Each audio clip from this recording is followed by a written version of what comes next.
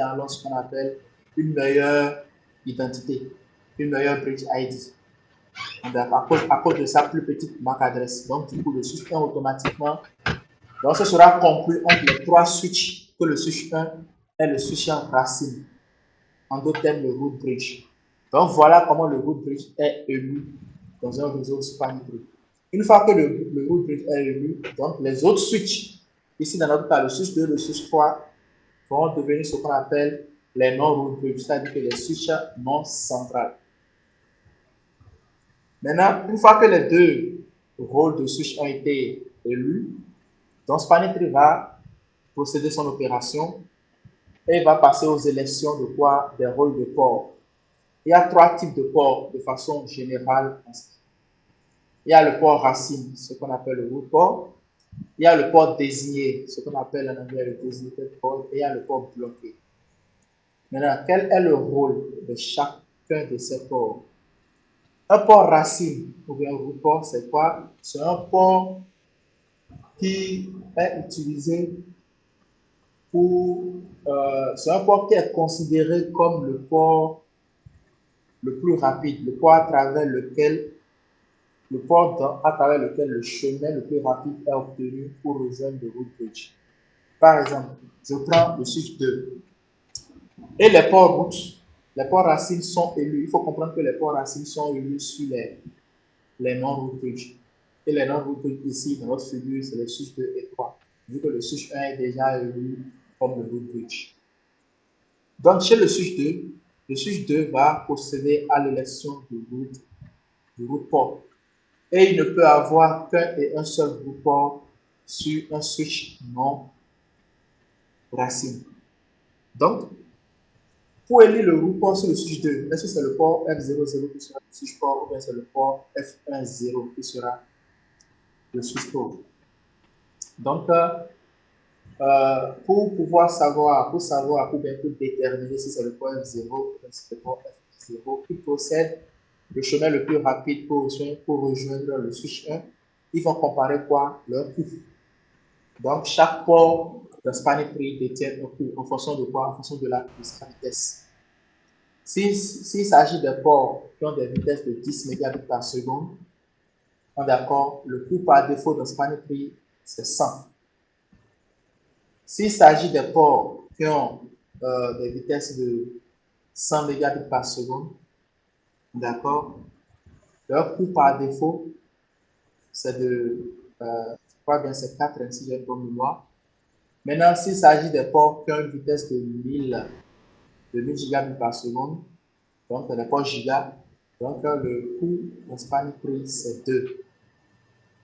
On est d'accord. Mais ici, nous avons en face de nous les ports Fast Ethernet. Donc, ce sont des ports qui ont des vitesses de 100 mégabits par seconde. Donc, plutôt les coûts là, c'est le coût des ports. Voilà un peu, je reprends, parce que je crois qu'il y avait une erreur. Les ports qui ont une vitesse à partir de 10 mégabits par seconde ont un coût de 100. Maintenant, les ports qui ont une vitesse, d'accord, de 100 mégabits par seconde, ils ont un coût de 19. Maintenant, les ports giga, ce sont les ports qui ont une vitesse de 1000 mégabits par seconde, ils ont un coût de 4. Maintenant, les ports qui ont un coût de 10 gigas, qui ont une valeur c'est-à-dire une vitesse de 10 gigabits par seconde, de 40 gigabits par seconde, dans Spanning Tree, ils ont un coût de 2. Mais dans notre cas ici, au niveau de la figure, nous avons quoi? Nous avons les ports Fast Ethernet, c'est-à-dire que leur vitesse, c'est quoi? C'est 100 mégabits par seconde, ce qui veut dire que leur coût dans Spanning Tree sera considéré comme 19. Maintenant, ce qui veut dire que quoi? Si on prend le switch 2, le port F00 vers le switch 1, c'est directement connecté, donc ça veut dire qu'il aura un coût de 19. On est d'accord. Parce que la manière dont on calcule le coût, c'est quoi? C'est à partir d'un port, on voit depuis ce port-là, combien de ports on va encore rencontrer pour atteindre le root bridge, qui est le switch 1 ici. On est d'accord. Donc ça veut dire que depuis le port F00 du switch 2 vers le port F00 du switch 1, Le port F00 du switch 2 a un coût de 19. Maintenant, et le port du root bridge lui-même, le port F00 du switch 1. Un coût dans spanning tree, c'est quoi? Un coût est déterminé comme la valeur qu'il faut quitter la position que tu es pour rejoindre le root bridge. Maintenant, si on vient sur le switch 1 même est le root bridge. Maintenant, combien faudra-t-il pour quitter le port F00 du switch 1 pour revenir encore au port F00 du même switch 1? Parce que c'est le même le root bridge. La valeur sera 0. Donc, si on prend le port F00 du switch 2, qui est 19, plus les 0 du switch 1, donc ça veut dire que le tronçon, ou bien la trajectoire depuis le switch 2 vers le switch 1, en passant par le port F00 du switch 2, a une valeur, a un coût de 19. On est d'accord. Maintenant, si on vient maintenant au niveau du port F10 du switch 2, on prend toujours les ports de sortie. Ça peut aller F10 du switch 2. F10 du switch 2 a un coût de 19. Maintenant, si je prends le switch 3, F00 du switch 3 a aussi un coût de 19. Maintenant, si le switch 2 veut sortir par son port F10 et sortir par le port F00 du switch 3 pour rejoindre le root bridge, ça va faire quoi? Ça va faire 19 plus 19 qui est là-bas. Donc, ça va faire 38. Donc, ça veut dire que le tronçon depuis le switch 2, passant par le switch 3 pour aller au switch 1, a un coût de 38 dans spanning tree. Donc, 38 comparé à 19, 19 est mieux. Donc, du coup, ce qui veut dire que c'est le port F00 du switch 2 qui a gagné l'élection du port racine de root port. Donc, automatiquement, le port F00 est considéré comme le root port sur le switch 2. Donc, le port qui a le chemin le plus rapide pour rejoindre le root bridge dans ce réseau. Ça peut aller? Oui. Voilà.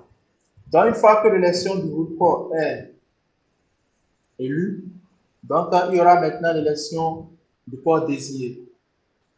L'élection du port désigné, euh, le port désigné, c'est quoi? Ce sont les ports qui sont utilisés pour envoyer des messages vers le root bridge. Les root ports sont utilisés pour recevoir les communications venant du root bridge. Mais les ports désignés sont utilisés pour envoyer des messages vers le root bridge. Ce qui veut dire que quoi?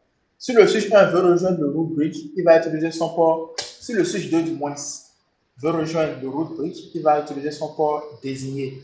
Donc le port désigné qui sera élu sur le switch 2, c'est ce port-là qu'on va utiliser. Si le switch 2 va utiliser pour rejoindre le switch 1.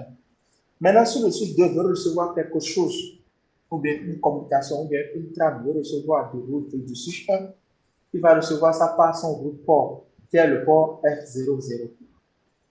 Ça peut aller. Donc, voilà un peu le rôle que joue le port désigné. Maintenant, comment le port désigné est élu? C'est la même manière que le port root est élu.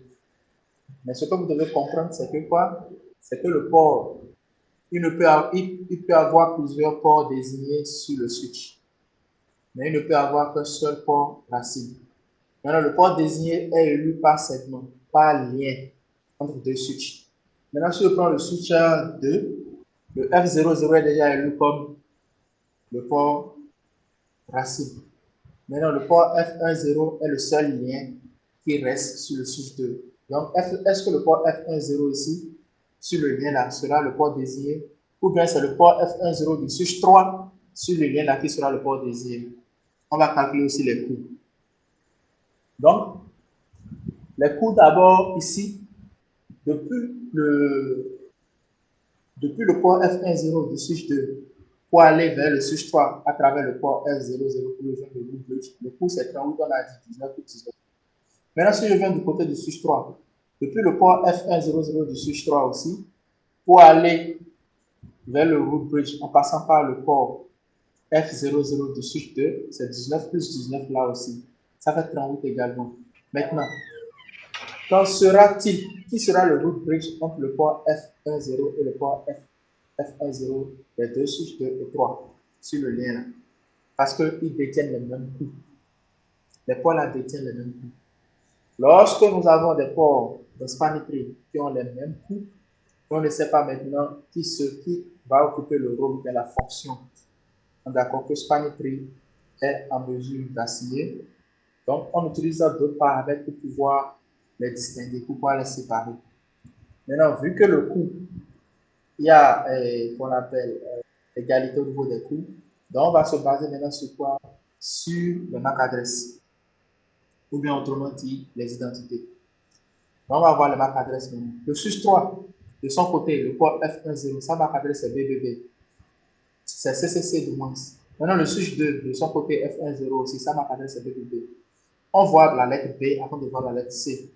Donc, du coup, B a gagné l'élection. Donc, ça veut dire que le port F10 ici, sur le switch 2, sera le port désigné. Ça peut aller?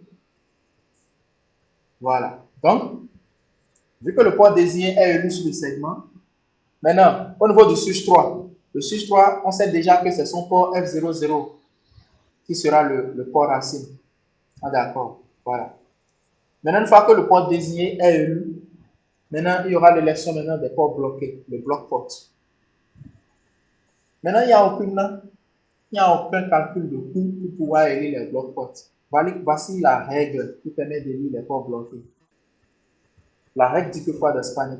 Que une fois que les ports racines ont été élus par switch et que les ports désignés ont été élus par segment, maintenant, le reste des ports qui n'ont pas de rôle, automatiquement vont devenir des ports bloqués.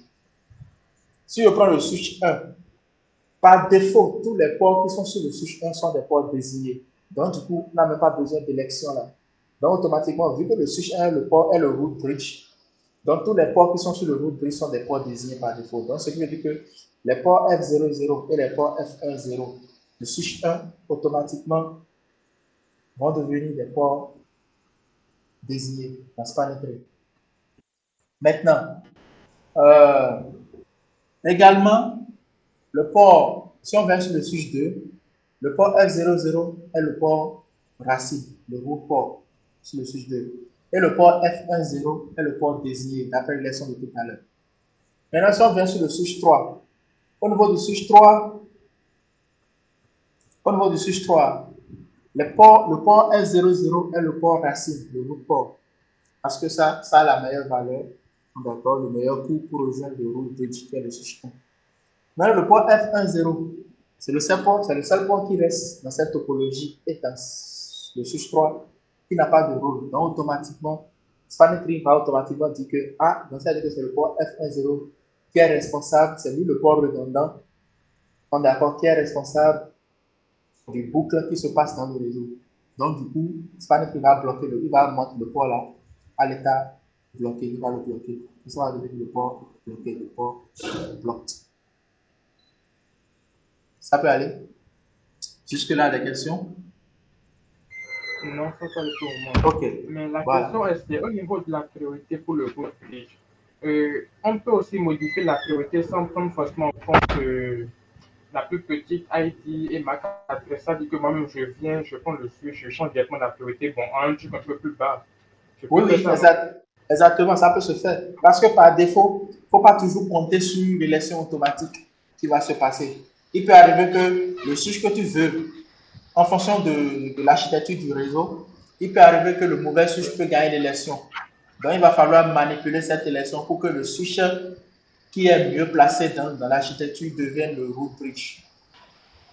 Ok, D'accord. d'accord. Voilà. Donc, dans ce cas, par exemple, il va falloir manipuler les priorités. On est d'accord? Donc, D'accord. le Ok. switch que je veux, que ça soit le root bridge, je peux lui donner une priorité, comment on appelle, une priorité basse que les priorités par défaut. Et il faut comprendre que les priorités augmentent en incrément de quoi? En incrément de 4096, 4096. La plus Oui. petite priorité à jamais, c'est 0. Ce qui veut dire que si vous configurez la priorité d'un switch en tant que 0 dans Spanner Tree, ça veut dire que quoi qu'en soit ce qui se passera, le switch là sera toujours le root bridge à tous les moments. On est d'accord. Maintenant, après 0, Oui. la priorité qui suit, c'est 4096. Après ça, 8192. Donc, chaque fois, vous ajoutez 4096, 4096. Ça peut aller. Ok. Voilà. Maintenant, la priorité maximale. Je crois très bien, si j'ai une bonne mémoire, je crois que c'est 65 192. Donc, c'est ça la dernière priorité que vous ne pouvez jamais avoir. Ça peut aller. Oui. Ok. Maintenant, une fois que l'élection des rôles de port a été élue, maintenant, Spanitry, il y a les états maintenant des ports. Avant qu'un port ne soit, avant qu'un port ne soit route port, ou bien désigné tel port, le port désigné, ou bien port bloqué, il faut que ce port-là soit à un état d'abord dans Spanitry. Il y a un état que tous les ports doivent être avant de participer à l'élection des rôles de port. Donc, du coup, quels sont les différents états dans Spanitry? Les différents états de port qu'on a dans Spanitry. Il y a 4 différents états. Il y a l'état blocking, l'état listening, l'état learning et l'état forwarding. Qu'est-ce qui se passe à chaque état?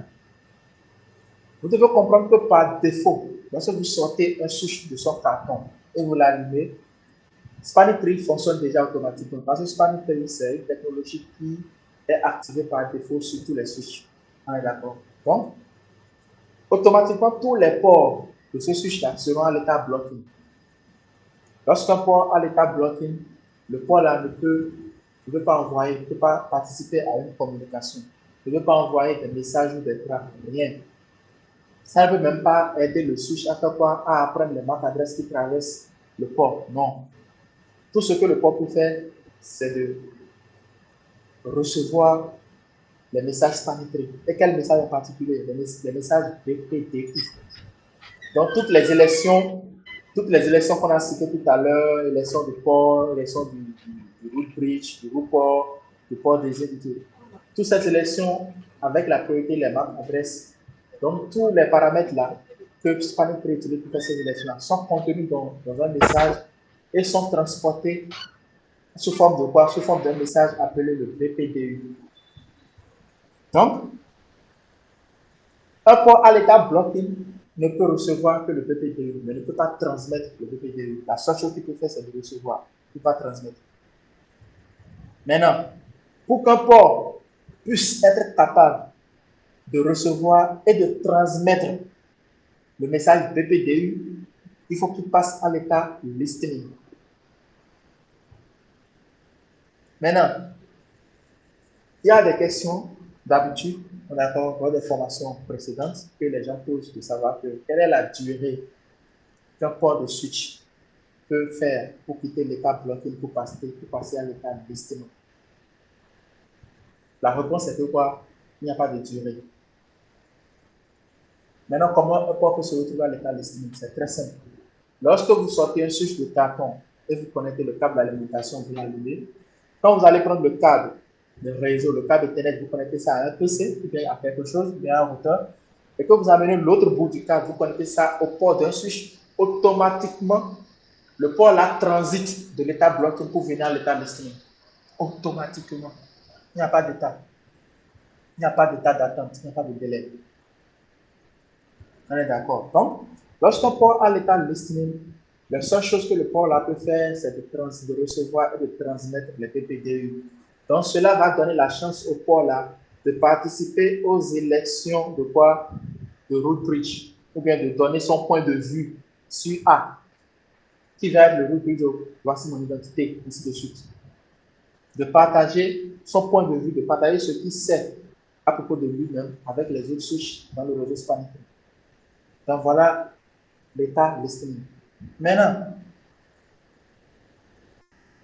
un port à l'état listening, ça va faire exactement toutes les opérations de listening là, ça va lui prendre exactement 30 secondes avant de passer à l'état learning. Donc, un port, ça va prendre exactement 15 secondes du moins, désolé, 15 secondes. Un port à l'état listening va faire 5-15 secondes pour toute l'opération à ces états avant de passer à l'état learning. Maintenant, un port à l'état learning, qu'est-ce qu'il peut faire? Il peut recevoir et transmettre un message BPDU, un message Spanitry. Et le port là, en plus de cela, peut aussi participer à la population, d'accord, ou bien au remplissage de la table MAC adresse du switch. Donc, le port là pourra indiquer au switch que sur mon port, Voici la MAC adresse que je vais identifier. Donc, automatiquement, ça va aider le switch à dire que quoi. Donc, sur ce port-là, voici la MAC adresse du PC ou bien de l'utilisateur ou bien du périphérique qui est connecté là. Et ce périphérique appartient à tel village. On est d'accord. Donc, voilà tout ce qu'un port de switch peut faire à l'état learning. Maintenant, à cet état également, ça va aussi prendre 15 secondes. On est d'accord pour l'opération de cet état avant de passer à l'état forwarding. Lorsqu'un port, donc ce qui veut dire quoi? Le temps de délai pour un port de switch de quitter l'état learning pour l'état forwarding, c'est aussi 15 secondes. Donc, ce qui veut dire quoi? Maintenant, un port qui est à l'état forwarding, quels sont les trucs que ce port-là peut faire? C'est très simple. Un port qui est à l'état forwarding, ce port-là euh, peut transmettre et recevoir des messages de PDU, peut participer à l'élection des rôles de port de spanning tree. Ce qui veut dire que ce port-là peut être le port désigné, le port bloqué. Et ce port-là aussi peut faire quoi? Peut aider le switcher à faire quoi? À remplir sa table MAC adresse. Ce qui veut dire que quoi? Lorsque vous avez spanning tree activé sur un switch et que vous connectez un PC ou bien un périphérique sur le port d'un switch, ça va prendre exactement combien de temps avant que le périphérique connecté à ce port va commencer par communiquer dans le réseau. Ça va lui prendre exactement 30 secondes. Donc, listening à learning 15 secondes, learning à forwarding 15 secondes encore. Ça va être 30 secondes exactement. Donc, avant qu'un port ne soit en mesure de communiquer dans un réseau spanning tree, lorsqu'il est introduit, lorsqu'il est connecté immédiatement au port de switch, ça va lui prendre exactement 30 secondes avant de commencer à communiquer.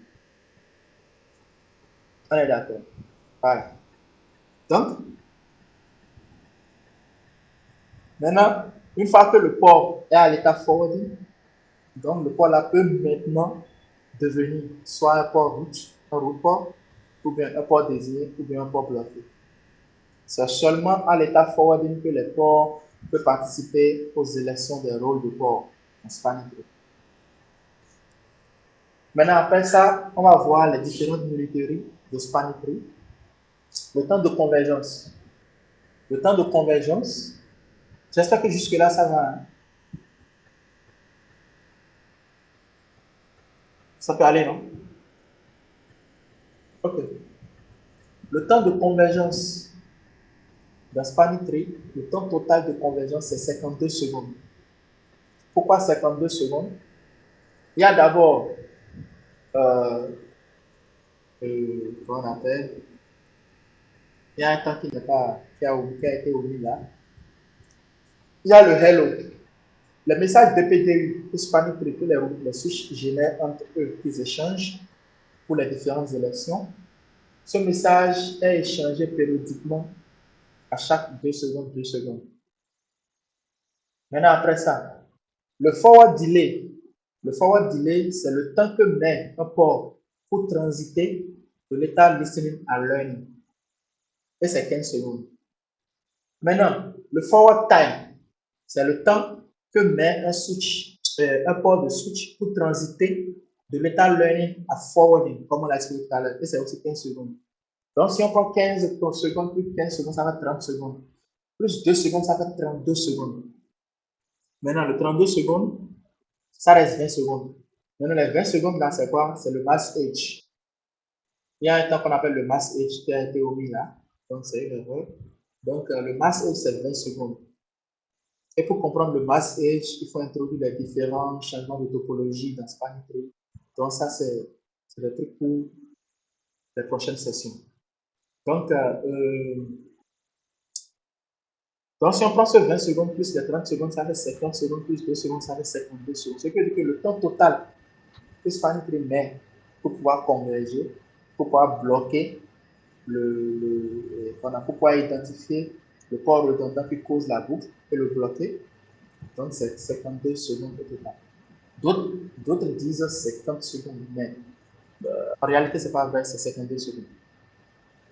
Maintenant, après les militaries, il y a les différents types de spanning tree. D'accord? Il y a le common spanning tree. Common spanning tree, c'est un spanning tree qui est utilisé pour gérer plusieurs VLAN. Si vous avez plusieurs VLAN dans un switch, vous avez plusieurs VLAN qui sont créés sur le switch. Donc, tous les VLAN là vont partager la même instance de spanning tree. Une seule instance de spanning tree sera utilisée entre tous les VLAN. Et c'est ce spanning tree qu'on appelle le CST, le Common Spanning Tree. Maintenant, après ça, on a le PVST, le Per-VLAN Spanning Tree. Le Per-VLAN Spanning Tree, c'est un type de spanning tree qui est utilisé pour créer une instance de spanning tree à chaque VLAN. Je donne un exemple. Imaginez par exemple ce petit réseau spanning tree composé de 3 switches. Imaginez que sur tous les 3 switches-là, j'ai 2 types de VLAN. Il y a le VLAN 10 et le VLAN 20. Maintenant, le VLAN 10 aura sa propre instance de spanning tree. Et le VLAN 20 aussi aura sa propre instance de spanning tree. Maintenant, si je viens sur le switch 1, du fait que le switch 1 a été choisi pour devenir le root bridge, on est d'accord dans spanning tree, il peut être le root bridge dans spanning tree pour le VLAN 10. Mais cela ne veut pas dire qu'il sera aussi le root bridge pour spanning tree du VLAN 20. Non. Il peut arriver qu'il soit aussi, mais la probabilité pour qu'il le soit aussi est 10. C'est faible. Ça va dépendre de sa position du réseau. Donc, le switch 1